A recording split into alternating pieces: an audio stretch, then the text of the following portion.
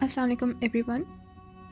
This is Umayma Asim, and as I had started these series about Ibn al-Arabi and we were just getting started, I thought that we should begin with his very famous and very misunderstood concept of Wahdatul Wujud and the reality of existence. So today we are going to talk about one of the most profound thinkers in Islamic intellectual history and his central idea known as Wahdatul Wujud, or the unity of being. Now at first this sounds very abstract and very philosophical, but I promise you by the end of this video you will understand it in a very simple and clear way. Let's start with the most important question. What is reality? Now since we are trying to answer this in the context Ibn al-Arabi explains, we will not be at this point comparing his philosophy with other philosophers. But for Ibn al-Arabi, the answer is very radical as well as very powerful. According to him, only God truly exists. So everything else, you, me, the world, nature, does not have independent existence. Now, I'm not saying that we do not exist, but our existence is the proof that we exist, right? Our consciousness is the proof that we exist. So that makes us question who we are. If only God is the one who is truly existing, then what about the existence of his creation? According to Ibn al-Arabi, it exists, but not on its own. The creation's existence is as a reflection or a manifestation or as a shadow of God. So when we look at the world, Ibn al-Arabi is telling us that you are not looking at something separate from God, but you're looking at God's self-disclosure. Now this brings us to a very famous idea often associated with this philosophy, a hadith al-Qudsi, which says, "I was a hidden treasure and I loved to be known, so I created the world." This gives us the purpose of creation. According to Ibn al-Arabi, the universe exists because God wanted to be known. So the creation is not random. It becomes an act of revealing. And this process of revealing is known as the Jalli, or the divine manifestation. Now let's make this more personal. Where does this manifestation become most clear? So Ibn Arabi says that the Jalli becomes the most clear in human being. And this is where your concept of polishing of the mirror becomes extremely important. He says that the human heart is like a mirror, but normally this mirror is not clean. It is covered with rust, like ego, desires, distractions, ignorance. And because of this, we don't see the reality very clearly.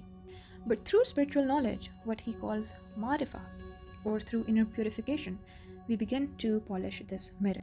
And when the mirror is polished, it begins to reflect divine reality. So the human being is not just a creature. The human being is a place where God becomes visible. Now, here's where things get deeper. Ibn al-Arabi doesn't just talk spiritually. He also builds on philosophical ideas, especially from Avicenna. Avicenna made a distinction between two things: the wujud, or the existence, and mahya, or the essence. Let me simplify this. The essence of something answers the question, what is it? And the existence of something answers the question, is it? For example, a human being is not God. That's its essence. But the fact that it exists, that existence comes from God. Now, Ibn al-Arabi takes this further and says, real existence belongs only to God. Everything else borrows existence. And this takes us to the view of how Ibn al-Arabi understands God. He says we can think about God in two ways. First is the essence, the Zat.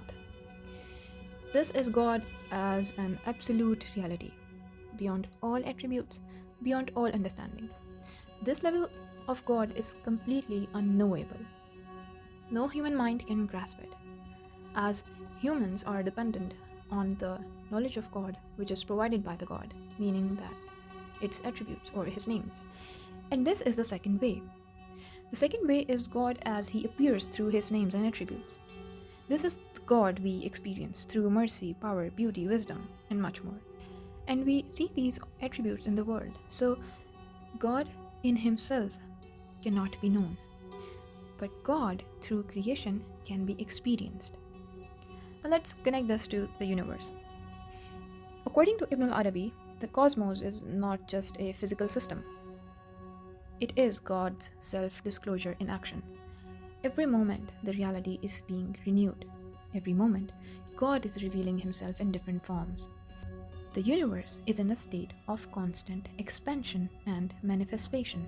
We come to one of the most technical but very important ideas now, that of the fixed entities. The concept of Ayanul Sabita, or the fixed entities, and this sounds very complicated, but let us try to at least break it down. Before anything existed in this world, it existed as a possibility in God's knowledge. These possibilities are what Ibn Arabi calls fixed entities. They are not physically real, they are not existing in the world, but they are fully known to God. Think of them like blueprints. Everything that exists, like every person, every object, first existed as a blueprint in divine knowledge. Then comes the moment of creation, kun, be. This is when these possibilities move from the knowledge part or the essence part into the existence. This movement from the unseen to the seen is again the Jalli. Now let's come back to the human being. Now Ibn Arabi describes the universe as a macrocosm, or the big world, and the human being as a microcosm, the small world. But here's the important part. The human contains within himself a reflection of the entire universe, which means that if you truly understand yourself, you begin to understand reality. And that was the core concept of polishing of the mirror. And if your inner mirror is fully polished, then you become a perfect reflection of the divine. So if we bring everything together, then Ibn Arabi is not just giving us a philosophy, he is giving us a way of seeing the world. He is saying reality is not separate from God, the world is God's manifestation, the human heart is a mirror, the knowledge of God is the process of polishing of that mirror. And maybe the simplest way to summarize his entire thought is this: God is the only true reality, and everything else is how that reality becomes visible. That's the concept of Wahdatul Wujud.